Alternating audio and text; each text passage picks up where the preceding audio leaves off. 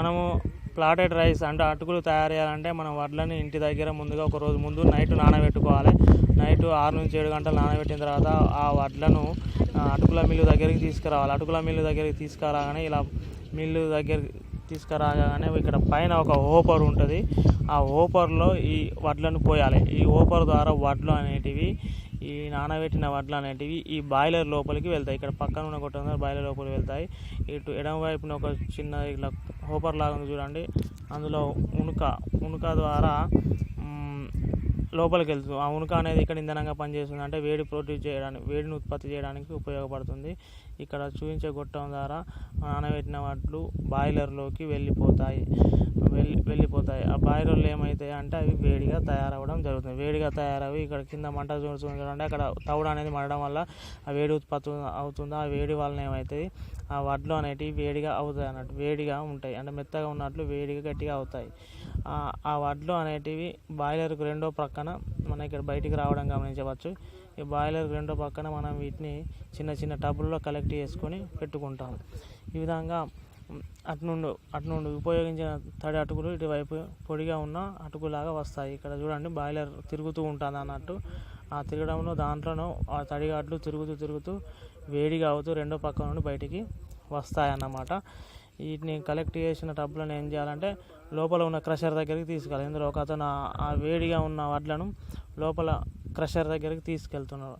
ఇప్పుడు ఆ క్రషర్ దగ్గరికి తీసుకెళ్ళి ఏం చేయాలంటే ఆ క్రషర్లో ఈ వేడిగా ఉన్న వడ్లను ఏం చేయాలి, వేయడంతో ఏమవుతాయి అంటే ప్లాటెడ్ రైస్ అంటే అటుకులాగా తయారవుతాయి. ఇక్కడ చూడండి ఒక వర్కర్ ఏం చేస్తున్నాడు, ఆ వేడిగా ఉన్న అటుకులు అంటే బాయిలర్ నుండి వచ్చిన వేడిగా ఉన్న వడ్లను క్రషర్లో వేసాడు చూడండి.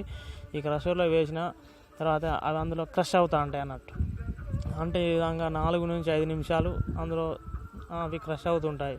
అంటే ఇక్కడ మనకు తెలిసిపోతుంది, మనకు అనుకున్నంత మందంలో అనుకున్నంత సైజులో సన్నగా రాగానే మనం వాటిని బయటికి తీసుకోవచ్చు అన్నట్టు. దీనికి ఈ క్రషర్కి రెండో పక్కన తవుడు లేదా ఉనుక అనేది వేరు చేయబడుతుంది. ఇక్కడ చూడండి అందులో వేడిగా ఉన్న అతుకులు ఇట్లా క్రషర్లో తిరగడంతో ఏమైతే ప్లాటెడ్ రైస్గా అంటే అటుకులుగా మారుతూ ఉంటాయి అన్నట్టు. ఒకేసారి అంత చిన్న సైజుగా రావు, మెల్లమెల్లగా అది క్రషర్ ప్రెస్ చేస్తుంటే సన్నగా తయారవుతుంటాయి, అంటే పల్సగా తయారవుతుంది. మనకు కావాల్సినంత పల్సని సైజులో రావడంతో మనం వాటిని ఏం చేయాలి, బయటికి తీసుకోవడం జరుగుతుంది.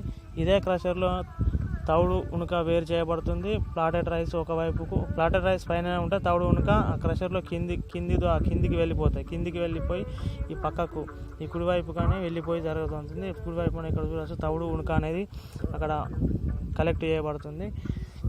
ఇక్కడ ఇంకా క్రషరు ఇట్లా 4 నుంచి 5 నిమిషాలు తింపవలసి ఉంటుంది. ఇక్కడ కావాల్సినంత సైజులోకి రాగానే ఇక్కడ వర్కర్ చెక్ చేస్తున్నారు చూడండి, అవి కావాల్సినంత పలుసగా రాగానే వీటిని మనం ఏం చేసుకోవాలి, పక్కకి తీసి పెట్టుకోవాలి. ఇలా తీసి పెట్టుకుంటే వైట్గా ఉన్న తెల్లగా ఉన్న ఎటువంటి మాలిన్యం లేని అటుకులు అనేటివి ప్లాటెడ్ రైస్ అనేది తయారవుతాయి. వీటిని మనకు కావాల్సిన పనులకు ఉపయోగించుకోవచ్చు అన్నమాట.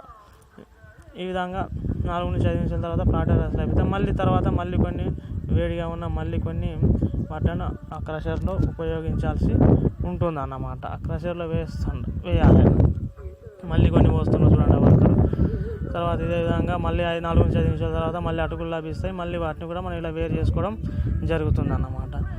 ఈ విధంగా మనకు కావాల్సినంత పలసగా అటుకులను తయారు చేసుకోవచ్చు. తర్వాత